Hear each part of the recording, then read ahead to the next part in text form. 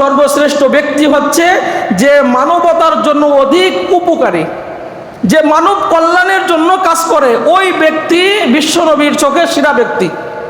আপনার দ্বারা মানব জাতির যদি উপকার হয়, মানুষের উপকার করার জন্য আপনি যদি কাজ করেন, যেরকম হাদিসে আসছে, যে ব্যক্তি বিধবা, অসহায়, এতিম, দারিদ্র, এই সমস্ত ব্যক্তির উপকার করার জন্য যে ব্যক্তি কাজ করে, ওই ব্যক্তি আল্লাহ রাস্তায় জিহাদ করলে যে সব হয় সমপরিমাণ সব পেতে থাকে। সারাদিন রোজা রাখা সব পেতে থাকে, সারা রাত দাঁড়িয়ে দাঁড়িয়ে নামাজ পড়া সওয়াব ওই ব্যক্তি আল্লাহ রাব্বুল আলামিনের পক্ষ থেকে পেতে থাকে।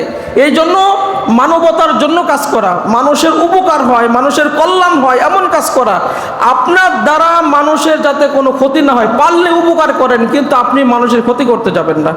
অনেক সময় আমরা অফিস আদালতে মানুষকে ক্ষতিগ্রস্ত করার জন্য কিছু টাকা নিয়ে রায় ভিন্ন পথে দিয়ে দিই। ওই যে মানুষকে আপনি ক্ষতিগ্রস্ত করলেন, বান্দার হক আপনি নষ্ট করলেন। আপনি যদি পারেন প্রত্যেকটা মানুষের ন্যায্য প্রাপ্য অধিকার আপনি সেটা মানুষের কাছে পৌঁছাই দেন, মানুষের কল্যাণের জন্য আপনি কাজ করেন। আপনার দ্বারা মরার আগে যেন কোনো একটা মানুষ কষ্ট না পায়, ক্ষতি না হয়, যে মরার সময় এ কথা বলে শালা মরছে পাচ্ছি, এরকম কথা মানুষ যেন মানে দীর্ঘ শ্বাস নিয়ে এরকম একটা বাজে কথা আপনি মরে গেলে মানুষ যেন এ কথা না বলে।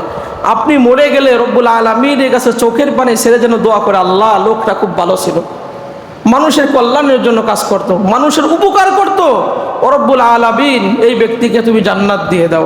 আল্লাহ রব্বুল আলামিন বলেন, এই যে মানুষটা তার সপক্ষে ভালো সাক্ষী দেয়, এই সাক্ষ্যর বিনিময় আমি রব্বুল আলামিন এই সমস্ত ব্যক্তিকে মাফ করে দেই। এই জন্য জানাজার ময়দানে যেন কোনো ব্যক্তি আপনার সম্পর্কে বাজে কোনো কমেন্ট না করে, এরকম কাজ আমার আপনার করতে হবে।